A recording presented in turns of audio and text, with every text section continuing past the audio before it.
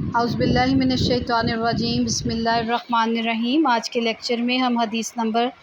10 کو دیکھیں گے۔ اس حدیث مبارکہ کے اندر ہم کسب حلال کی اہمیت اور فضیلت کے حوالے سے نبی کریم صلی اللہ علیہ وآلہ وسلم نے کیا ارشاد فرمایا ہے اسے دیکھیں گے۔ عن عبداللہ رضی اللہ عنہ قال قال رسول اللہ صلی اللہ علیہ وسلم، حضرت عبداللہ رضی اللہ عنہ سے روایت ہے کہ رسول اللہ صلی اللہ علیہ وآلہ وسلم نے فرمایا، طلب کسب حلالی، کسب حلال کی طلب کرنا فریضۃ فرض ہے، بعد الفریضۃ شرعی فرائض کے بعد، کہ شرعی فرائض کے بعد حلال روزی کو طلب کرنا یا حلال روزی کمانا سب سے بڑا فریضہ ہے۔ اس حدیث مبارکہ کے اندر کسب حلال کی اہمیت بیان کی گئی ہے۔ کسب حلال سے مراد وہ جائز طریقے ہیں جن کے ذریعے سے ہم اپنی روزی کو کما سکتے ہیں، کیونکہ جیسے ہم نے پہلے علم کے حوالے سے دیکھا تھا کہ علم کی بھی دو قسمیں ہیں، علم نافع اور علم غیر نافع۔ اسی طرح روزی پیسہ، اسلامی معیشت، اس کے اندر اس بات کا بھی حکم دیا گیا ہے کہ علم اس میں روزی کمانے کے بھی ذرائع ہیں، جائز ذرائع اور ناجائز ذرائع۔ تو اس حدیث مبارکہ کے اندر جائز ذرائع کے ذریعے روزی کمانے کی اہمیت بیان کی جا رہی ہے، اور اس کی اہمیت اس اعتبار سے بہت زیادہ بڑھ جاتی ہے کہ اگر کوئی شخص حرام خوری کرتا ہے، حرام ذرائع سے پیسہ کماتا ہے، تو اس کی اور کوئی بھی عبادت قبول نہیں ہوتی۔ آپ دیکھیں کہ اب اس نے اگر نماز پڑھی ہے تو اس کی نماز قبول نہیں ہے، اس نے روزہ رکھا ہے حرام رزق کھا کے، اس کا روزہ قبول نہیں ہے، اس نے اللہ کی راہ میں خرچ کیا ہے، اس کا خرچ کرنا قبول نہیں ہے۔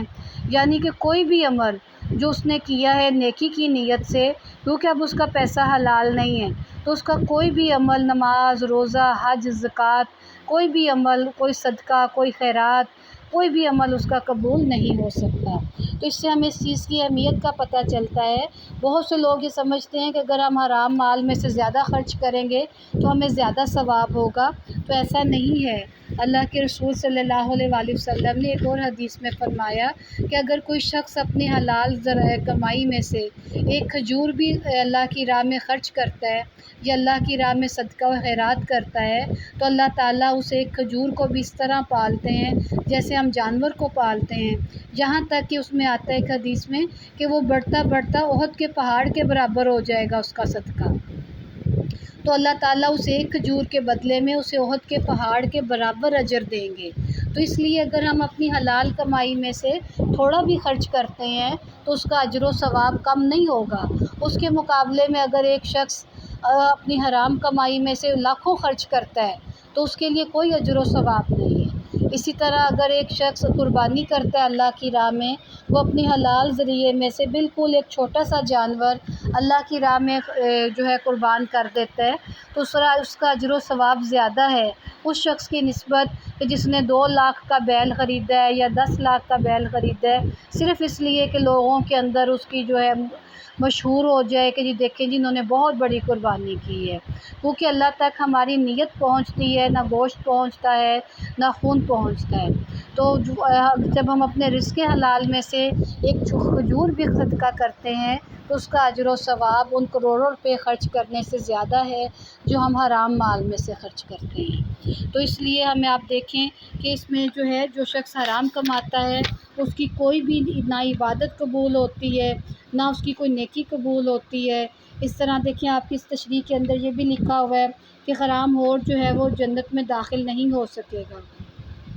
کہ آپ صلی اللہ علیہ وسلم نے فرمایا ہے کہ جو جسم رشوت یا کسی حرام طریقے سے پلا ہو وہ جنت میں نہیں جائے گا، اس کے لیے تو آگ ہی بہتر ہے۔ پھر اس کے بعد آپ دیکھیں کہ آپ صلی اللہ علیہ وآلہ وسلم نے فرمایا ہے کہ تم رزق حلال کے لیے زمین پر پھیل جاؤ۔ یہ حدیث مبارکہ بھی لکھی ہوئی ہے کہ نماز کے بعد جب جمعہ کی نماز ہو جائے تو زمین میں پھیل جاؤ اور اللہ کا رزق تلاش کرو۔ کسب حلال خدا کے مقرر کردہ فرائض میں سے ایک فرض ہے۔ یہ بھی آپ صلی اللہ علیہ وسلم کی حدیث، آپ اس میں نوٹ فرمائے کریں۔ اور حرام کھانے والے کے لیے دعا قبول نہیں ہوتی، کہ جو بھی شخص آپ نے وہ واقعہ بھی سنا ہوگا کہ ایک شخص